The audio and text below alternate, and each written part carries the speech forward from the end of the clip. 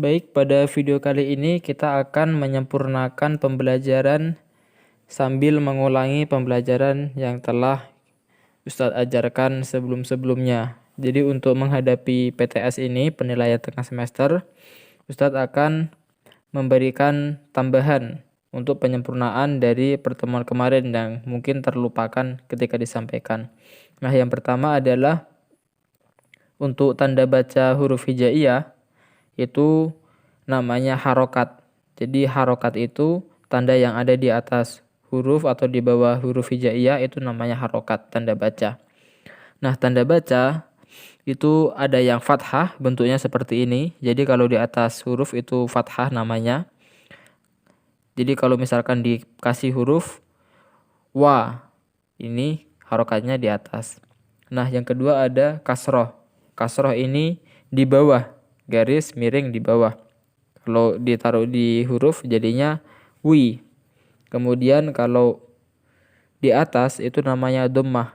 Namanya dhammah ya. Kalau dikasih di huruf jadinya bacaannya wu. Kemudian ada yang namanya fathatain. Fathah dikasih ain. Tulisan tambahan ain ya. Nah, ini fathah yang double. Jadi garisnya di atas sama dua. Di atas tapi dua ya. Itu bacaannya an. Kalau dikasih di huruf jadinya wan. Kemudian ada kasrotain. Kasrotain ini letaknya di bawah. Double juga. Kalau dikasih di huruf namanya win. Kemudian ada dhammatain.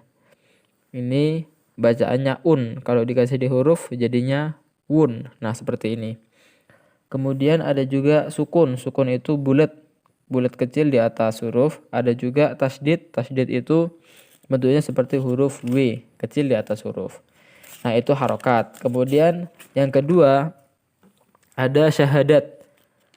Syahadat artinya adalah persaksian. Syahadat artinya persaksian. Nah, kalau syahadatain itu berarti dua kalimat syahadat. Apa saja dua kalimat itu?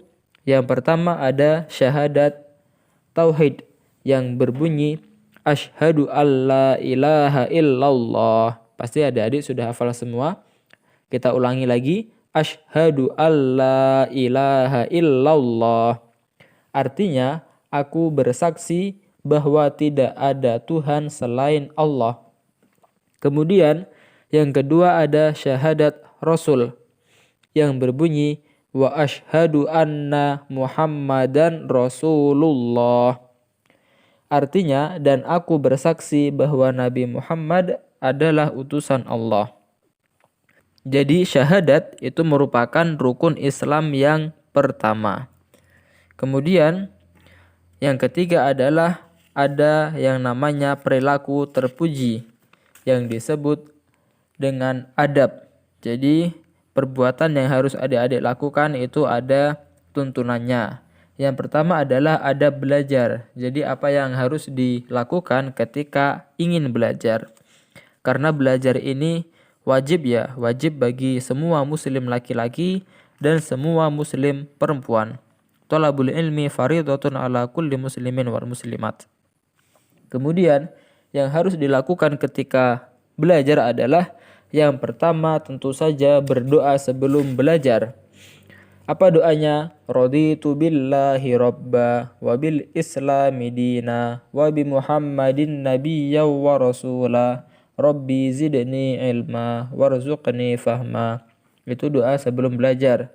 Kemudian kalau doa setelah belajar, Allahumma arinal haqqa haqqa warzuqna tiba'ah wa arinal batila batila warzuqna jitinabah.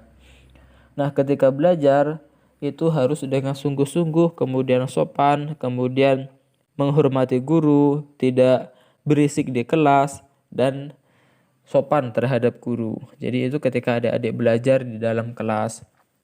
Kemudian dengan belajar adik-adik bisa menjadi pintar. Kemudian dapat meraih cita-citanya. Yang ingin jadi polisi bisa jadi polisi.